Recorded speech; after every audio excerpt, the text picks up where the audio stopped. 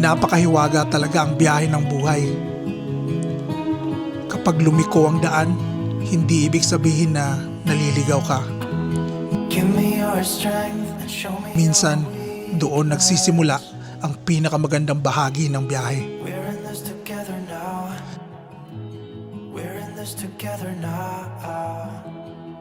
Sampung taon na pala kaming kasal ngayon.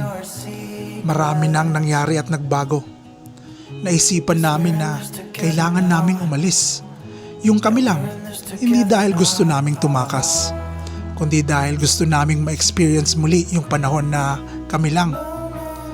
Dahil sigurado kami sa lakad na ito, may mga bago na naman kaming matututunan tungkol sa mga sarili namin at sa aming pagsasama. We're leaving Tacloban. Bye, Tacloban. The adventure begins. Let's go. Nagsimula ang biyahe sa isang tahimik na umaga sa Tacloban. Ang lungsod na marami ng pinagdaanan. Bagyo, sakit, pagbangon. Habang papalayo ang sasakyan, naisip namin na ganun din pala ang buhay. May mga lugar na kailangan iwan saglit para magkaroon ng bagong simula. Habang binabaybay ang mahabang kalsada ng Leyte, Samar at pataas ng Luzon, bawat kilometro ay parang pahina ng isang kwento. May mga bahagi na maayos at diretso, pero may mga kurba at lubak na biglang magpapabagal din sa'yo. Tulad din ito ng buhay, hindi lahat ng daan mabilis. Hindi lahat ng plano nangyayari ayon sa gusto natin. Sa bawat hinintuan, may bagong mukha, bagong tanawin, bagong aral. Hindi pala sukatan ng layo ang halaga ng biyahe, kundi ang bagay na matututunan mo habang ginagawa mo ito.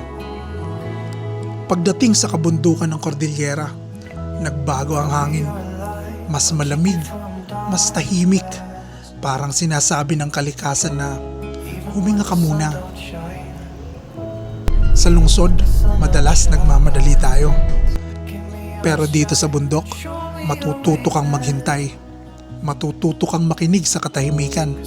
At minsan, doon mo rin maririnig ang mga sagot sa mga tanong na matagal mo nang tinatakasan.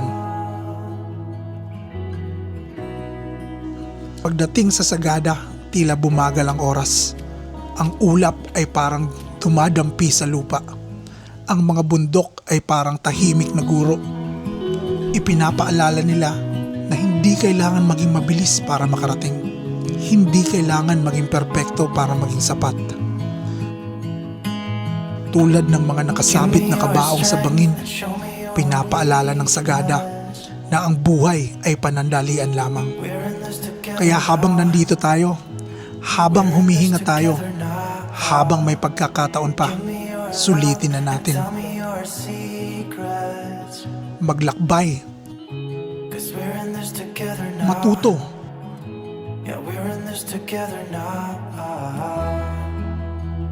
Magmahal. At higit sa lahat, mabuhay.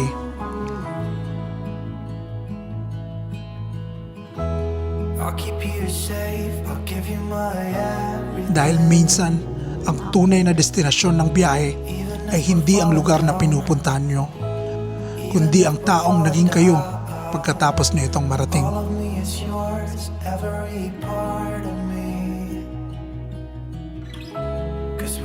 Together now, you and me together now.